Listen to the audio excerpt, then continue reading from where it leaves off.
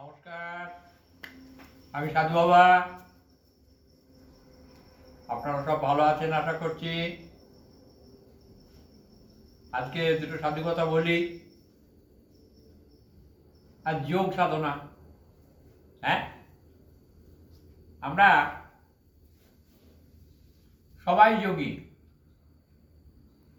তবে কোন যোগের? না কর্মযোগের। আমরা মানুষ যে যাই করি কিছু না কিছু কর্ম, তাই আমরা কর্মযোগী।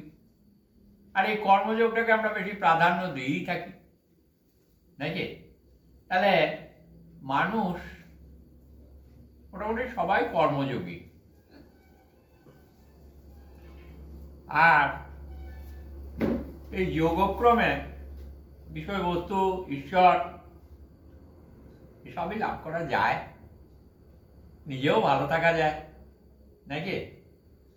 তাহলে এই যে যোগ সাধনা, যে শুধু দেবালয়ে বসে বা নিরালয়ে বসে ধ্যানস্থ হয়ে যে যোগ সাধনা আসন করে বসে তারাই যে শুধু যোগী তা নয়।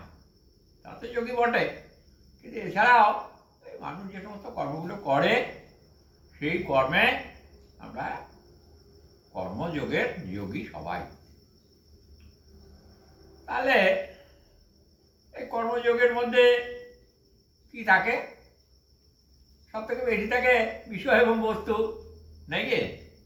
আর এই বিষয়বস্তু চাওয়া পাওয়া এগুলো নিয়েই কর্মযোগে যোগীরা থাকেন। সন্ন্যাসীদেরও কর্মযোগ রয়েছে, নেই তা তো নয়। যেমন দান, তপস্যা, যজ্ঞ, হ্যাঁ, ষড়চক্রভেদ, এই যে বসে বসে, এগুলোও কর্ম। যাই হোক, এই কর্মযোগে যোগে দেখলে প্রথমেই যায় কিন্তু সুস্থতা। হ্যাঁ, তাহলে সুস্থতা, শারীরিক সুস্থতার প্রয়োজন আছে। হ্যাঁ, অসুস্থ শরীরে কিছু হয় না, ভালো লাগে না। তাহলে এই যে সুস্থতা, হ্যাঁ, এটার খুব প্রয়োজন। তাই সবাই যেন শারীরিক সুস্থতা বজায় রাখবেন। খাওয়া দাওয়া, ঘুমানো, হ্যাঁ, চলা বলা, নাকি, এগুলো যেন একটু ঠিক ঠিক রাখবেন, তবেই না সব কিছু করা যাবে। আর যদি ওই আহার থেকে আরম্ভ করে, হ্যাঁ, সব কিছুই যদি উল্টো পাল্টা চলেন, তমগুণের মধ্যে বেশি থাকেন, তাহলে পরে কর্মের ব্যাঘাত ঘটবে, আপনি কর্মযোগের যোগীও হতে পারবেন না। হ্যাঁ, তবে কিছু কাজ হাতে নেন, কিছু কাজ হাতে নিলে হয় কি, তার মধ্যে দিয়ে চেষ্টাটা ভালো হয়। তাই কাজ কিছু না কিছু হাতে নিতে হয়, যে আমি এটা করব। হ্যাঁ, এই মনে মনে ভাবা এবং সেই কাজটায় লেগে থাকা, তাহলে কাজগুলো ভালো হয়, নিজেরও ভালো হয় আর দর্শক দেশেরও ভালো হয়। আসলে এই জগৎটা তো তারই জগৎ, আমরা সবাই তারই জগৎটাকে সাজাচ্ছি, নাকি? আমার মনে করে করি, না করলে তো করা যাবে না। তাই জন্যে সবশেষে দেখা যায় যে না, যা করলাম তার সবই থাকলো, অতএব আমি যা করেছি তা ঈশ্বরের জন্য করেছি। হ্যাঁ, এই ভাবনা চিন্তাটা ভালো। তো প্রথম দিকে সেটা হয় না। প্রথম দিকে মনে হয় ছেলের জন্য করছি, নাহলে মেয়ের জন্য করছি, না হলে আমার এই স্ত্রী রয়েছে, আমি যদি মরে যাই তাহলে আমার স্ত্রী কি খাবে, হ্যাঁ, কে দেখবে না দেখবে, তাই জন্য আমরা সব করে থাকি অনেক কিছু। তো যাই হোক, যে মনে করেই করুন না কেন, আমরা সবাই কিন্তু সেই এক ঈশ্বর, তারই কাজ করছি। হ্যাঁ, আর কাজ করতে গেলে তো নিজেকে সেখানে থাকতে হবে, থেকেই করছি, তাই না? এই ঘর বাড়ি যাই হোক, সেখানেই রয়েছি, সেখানেই ভগবানের কাজ করছি। আবার আমি যখন চলে যাবো তখন ঘর বাড়ি, জমি জায়গা, বিষয় সম্পত্তি সবই পড়ে থাকবে। হ্যাঁ, তাহলে যখন থাকবে তখন তো তারই থাকবে। হ্যাঁ, বেশ, এ পর্যন্ত। আর শিক্ষা, অধ্যবসায়, তপস্যা, ধৈর্য, কষ্টসহিষ্ণুতা, এগুলো তো থাকতেই হবে। এগুলো হচ্ছে আমাদের মূল জিনিস। কেন না, যদি শিক্ষা না থাকে তাহলে অশিক্ষিতের কাজ হয়ে যাবে। অধ্যবসায় মানে চেষ্টা, হ্যাঁ, লেগে থাকা, এটা না থাকলে কর্মের সফলতা আসে না। তপস্যা, হ্যাঁ, তপস্যা মানে একটানা একটা জিনিসকে করা, এটাই তপস্যা বা ভাবা, চিন্তা করা এবং সেটাকে লেগে থাকা, নাকি? যারা ছাত্রছাত্রী তাদের এই যেমন পড়াশুনো করা, সেটাও একটা তপস্যা। হ্যাঁ, আর কাজকর্মের মধ্যে থাকা, সেটাও তাই, একই জিনিস। তবে যাই কিছু করতে যান না কেন, একটু ধৈর্য এবং কষ্ট সহ্য করতে হবে। এই কষ্ট সহ্য করার ক্ষমতাটা একটু অর্জন করতে হয়। হ্যাঁ, তার জন্যে কষ্ট সহ্য করার মতো শারীরিক ক্ষমতা দরকার আছে, মানসিকও দরকার আছে। তাহলে মনটা যাতে ভালো থাকে, তার জন্য কী করতে হবে না, একটু ঈশ্বর বিশ্বাস করতে হবে। হ্যাঁ, একটু ভক্তিযোগের মধ্যে আসতে হবে। এবারে কোন কর্ম করবেন? কর্ম তো আবার অনেক রকম কর্ম, সুকর্ম, কুকর্ম। হ্যাঁ, এইগুলো সুকর্ম করলে পরে ভালো ফল, আর কুকর্ম করলে পরে খারাপ ফল। এই সুফল পেতে হলে সুকর্ম করতে হবে। আর এই সুকর্ম করলে এই নিজেও করতে পারবেন, দশ এবং দেশের সাহায্য সহযোগিতাও পাবেন, আর সবাই ভালোও বলবে, একটা প্রশংসাও পাবেন। তাহলে সুকর্ম করা ভালো, নাকি? আর সুকর্ম করলে দশ এবং দেশ এবং নিজেও খুব ভালো থাকা যায়। আর কুকর্ম করলে কি হয় আপনারা তো সবই বুঝতেই পারছেন।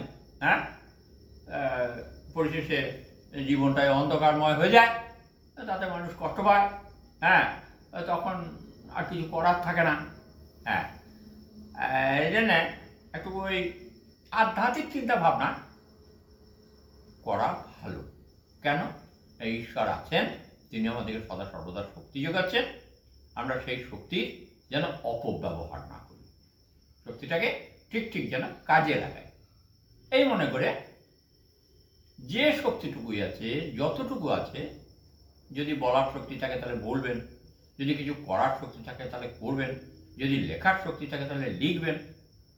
আর এছাড়াও নিজে যদি না পারেন তাহলে কাউকে দিয়ে করানোরও চেষ্টা করবেন, এটাও একটা বড় কাজ, নাকি? তাহলে আপনারই করা হবে। আপনি যদি কাউকে দিয়ে কিছু করান, কিছু বলান, হ্যাঁ, সেটা আপনারই করা। তা সব থেকে একটুখানি চেষ্টা করবেন দান ধ্যানটা করা যায় কিনা। হ্যাঁ, এটা করা বাঞ্ছনীয়। আমরা তো সবাই মিলে মিলেমিশে থাকি, কী করে বুঝবো না? দেখুন, এই দরজায়, বাড়ির দরজায় যদি কোনো ভিক্ষুক আসে, সাধুগুরু বৈষ্ণব আসে, তাহলে আমরা কিছু দান ধ্যান করে থাকি। তার মানে আমরা একসঙ্গে আছি বলেই তো, সমব্যথী, তার কথাটা আমরা বুঝি। তিনি এলেন, কত আপন মনে করে এলেন, হ্যাঁ, কিছু আশা নিয়ে। তারপর সেই আশাটা যদি আমি পূরণ করি তাহলে নিজেও গর্ববোধ করি, আর তারও কিছু কাজ হয়। হ্যাঁ, তাহলে আমরা একে অপরকে কিন্তু বুঝি, জানতে পারি। তাই জন্যেই আমরা এই ভারতবর্ষের মানুষ, হ্যাঁ, অতিথি আপ্যায়ন বলে একটা কথা আছে, হ্যাঁ, সেটা করে থাকি। আবার যার নাই তাকে আমরা দিতে ভালোবাসি, কেউ চাইলেও আমরা দিতে ভালোবাসি। তাহলে আমরা একে অপরে মিলেমিশে রয়েছি। এই মিলেমিশে থাকাটা হচ্ছে কাজ, আর এতে দেশের শ্রীবৃদ্ধি হয়। হ্যাঁ, আর সেই সঙ্গে নিজেরও হয়। যাই হোক, এই আধ্যাত্মিকতার সঙ্গে সংযুক্ত থাকলে চিন্তাভাবনাগুলোও ভালো হয়, বিশ্বাসটাও পাওয়া যায়। আর এই যে ঈশ্বর বিশ্বাস, এটা কিন্তু একটা মূল শক্তি, এতে দেহের বল বাড়ে, শরীর ভালো থাকে, মন ভালো থাকে। এটা প্রত্যেকের কিন্তু এই বিশ্বাসটা থাকা উচিত। হ্যাঁ, আমি সব সময় আমার লর্ড সুপ্রিমের কাছে সদা সর্বদা আপনাদের জন্য প্রার্থনা করি, আপনারা যেন সবাই ভালো থাকেন এবং থাকুন, ভালো থাকুন। হ্যাঁ, এখানেই শেষ করলাম।